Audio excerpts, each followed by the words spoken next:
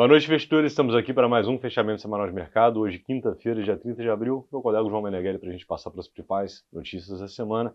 Dessa vez, a pauta principal não vai ser a guerra, tá? A guerra, só para comentar brevemente, ela continua naquele clima de indefinição. O cessar-fogo permanece em vigor, ou seja, não tem conflito bélico acontecendo nesse momento entre Irã e Estados Unidos. Há sim conflito no sul do Líbano, inclusive é uma pauta importante no destrave das negociações, né? Israel parar de atacar o sul do Líbano. O bloqueio naval promovido pelo governo americano no Estreito de Hormuz consegue em vigor, ou seja, os Estados Unidos está sufocando as vendas de petróleo também do governo iraniano. O governo iraniano é dependente dessa receita, mas assim, a gente não teve nada de conclusivo durante a semana que indique um avanço para uma solução de fato, liberação do fluxo do escoamento de petróleo pelo Estreito de Hormuz. Mas a gente teve uma semana lotada de indicador econômico. Tá? Começando lá por fora, para os Estados Unidos, a gente teve a divulgação do PIB do primeiro trimestre de 2026, tá? Mostrou que a atividade econômica reacelerando, tá? Para vocês terem noção, os Estados Unidos cresceu em 2025 2% no calendário do ano fechado, né? Mas o último trimestre do ano passado foi um crescimento anualizado de 0,5%. Já agora, o primeiro trimestre desse ano mostra um crescimento anualizado de 2%, ou seja, uma atividade reacelerando. Além disso, seguro de desemprego mostrando também uma melhora, ou seja, tanto a atividade quanto o mercado de trabalho mostrando uma reaceleração, uma melhora, tá, nos indicadores econômicos. Na contramão dessa melhora, a gente teve a divulgação também do PCE, que é o principal dado de inflação que o Banco Central americano acompanha.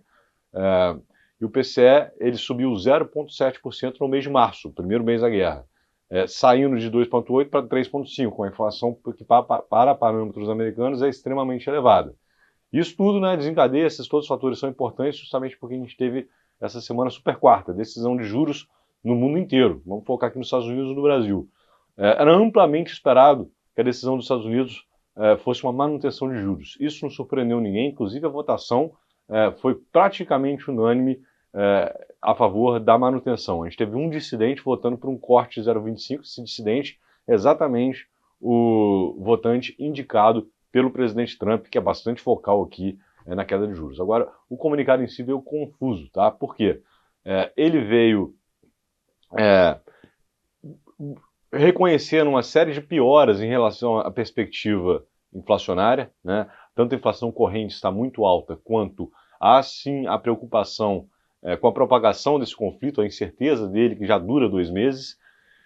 E apesar disso, nada do comunicado, no final das contas, reverte, tá? Reconhece essa realidade. Inclusive, o Fed manteve o QE, que é um programa de injeção de liquidez na economia, o que também é, no final das contas, inflacionário. Esse QE ele tinha sido retomado no início do ano, olhando justamente o período de pagamento de impostos e que isso dá uma enxugada de liquidez no mercado.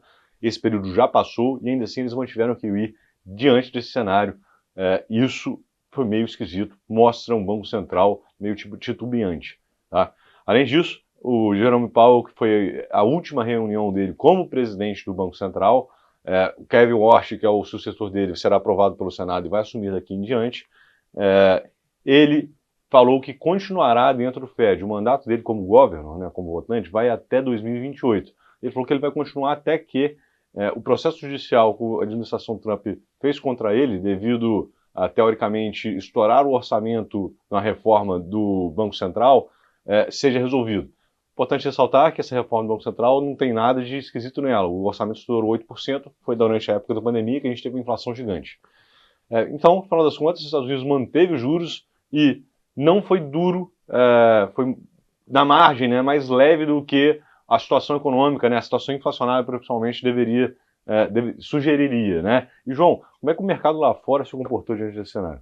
Bom, o mercado lá fora já não espera mais até o final do ano, não precifica mais cortes, né? Então esse comunicado trouxe um pouco mais de dúvida em relação a essa precificação, vale a pena a gente acompanhar como é que isso vai se comportar daqui para frente. Mas olhando a performance de mercado, os principais índices lá fora, principalmente nos Estados Unidos, eles encerram a semana aqui em alta, tanto o S&P e a Nasdaq encerrando aqui com uma alta de pouco mais de 0,5%, e o dólar caindo até razoavelmente bem essa semana, 0,5%, quanto a cesta de moedas globais, o DXY aqui.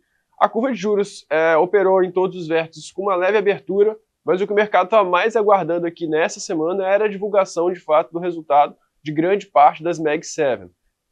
Na margem, grande parte dos resultados esperados vieram acima do que o mercado tinha de consenso.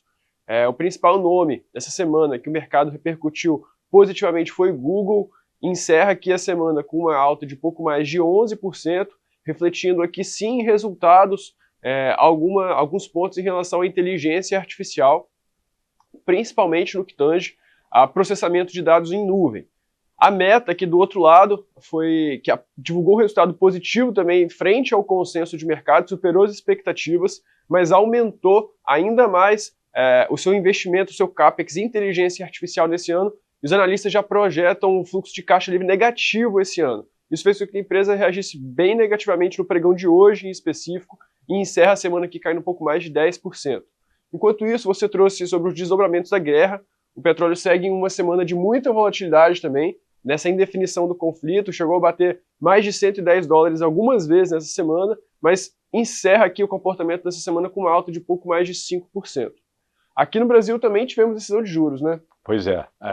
Assim como nos Estados Unidos e como foi na Inglaterra, que a gente acabou não comentando pelo bem do tempo, né, a gente também teve decisão de juros e, assim como lá fora, a decisão em si já era amplamente esperada, até porque na última reunião foi sinalizado que a gente muito provavelmente seguiria com um corte na mesma magnitude, né? Ou seja, um corte de 0,25% na nossa taxa Selic, que sai de 14,75% ao ano para 14,5% ao ano. O número em si, todo mundo já sabia, o importante era vir o comunicado, né? E assim como lá fora, ele reconhece a piora do cenário inflacionário, reconhece também que as expectativas pioraram e a matriz de risco acabou ficando pior, né? Significativamente pior, com uma preocupação grande em relação aos efeitos de segunda ordem, ou seja, agora a inflação subiu por causa do preço dos combustíveis, né? Mas em breve isso será incorporado nos custos das empresas, das famílias, e essa inflação vai se disseminar. E essa preocupação é a maior preocupação agora, é uma das maiores preocupações do Banco Central. Isso é um efeito que se propaga durante mais tempo. Então, pode ser que a inflação fique mais persistente por causa desse efeito, a depender, obviamente, da duração do conflito, que, como já sabemos, né, tem 2 meses que a gente está nesse vai e vem.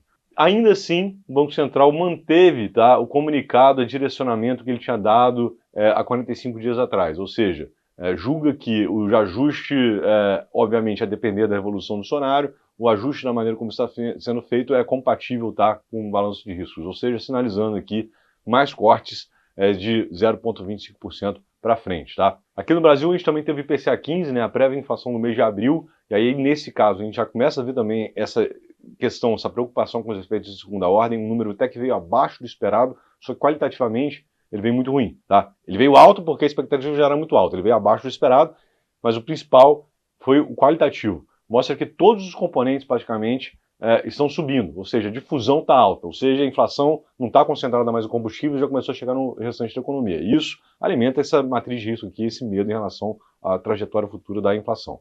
A gente também tem divulgação do CAGED, tá? O desemprego aumentou, mas isso é sazonalidade. No final do ano, a gente tem uma alta contratação, no final de cada ano a gente tem uma alta contratação e diminuição do desemprego, no início do ano você tem essa reversão aqui, essa demissões das contratações extras que são feitas no final do ano.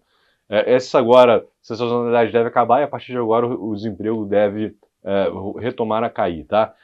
Isso é número normalmente esperado, acabou não fazendo preço. E aqui no Brasil a gente também começou a temporada de resultados, não foi, João? Exatamente, Dirceu, a temporada de resultados também começou a ficar mais aquecida aqui no Brasil. Essa semana tivemos o resultado mais expressivo aqui dentre as ações que acompanham o índice de Vale. O resultado foi divulgado, o mercado reagiu negativamente. No dia seguinte, né, o resultado do ativo fechou com uma queda de pouco mais de 4%. Ao longo da semana aqui, a gente observou várias revisões negativas de bancos gringos, sobretudo em relação ao preço-alvo de Vale. Isso fez bastante preço no ativo. Encerra uma semana aqui com uma queda de pouco mais de 5%, naturalmente puxando bastante o desempenho do índice, que também fecha a semana aqui no negativo. Mais uma semana aqui de correção para o Ibovespa, uma queda de pouco mais de 1,5%. E a queda disseminada, né? A gente viu as small caps caindo um pouco mais de 2,5% aqui na semana, mas a gente viu uma queda disseminada aqui no Ibovespa em relação à composição do índice. Praticamente todos os setores encerram a semana aqui em queda, destaque aqui para as construtoras, caindo um pouco mais de 5%, e para o índice também que mede as empresas de consumo, caindo um pouco mais de 3% na semana, ao passo que a gente viu a curva de juros aqui abrindo na tendência que a gente observou globalmente ao longo dessa semana, tá? O dólar encerra a semana na casa dos 4,99, com uma queda de pouco mais de 0,5% na semana. Bom, e diante dessa semana agitada, como é que fica o calendário para a semana que vem? Semana que vem a gente vai ter um calendário um pouquinho mais vazio, né? Afinal de contas, essa semana foi especial, mas a gente vai ter alguns dados importantes. Aqui no Brasil, a gente vai ter a minuta do Copom, né? Que vai discutir mais a fundo a decisão dessa semana, e também o IPCA cheio do mês de abril, tá? O IPCA completo do mês de abril. Lá nos Estados Unidos, a gente vai ter uma série de dados do mercado de trabalho. Esses dados do mercado de trabalho são sempre muito importantes porque o mandato do Fred, né, sempre olha a inflação e o mercado de trabalho. E, obviamente, os desenvolvimentos da guerra, mais uma vez, né, apesar dessa semana ter ficado um pouquinho no pano de fundo, ela está sempre uma preocupação sempre constante aqui para o mercado. E a gente vai trazer as atualizações para vocês na semana que vem. Um bom feriado a todos, um bom final de semana, um forte abraço.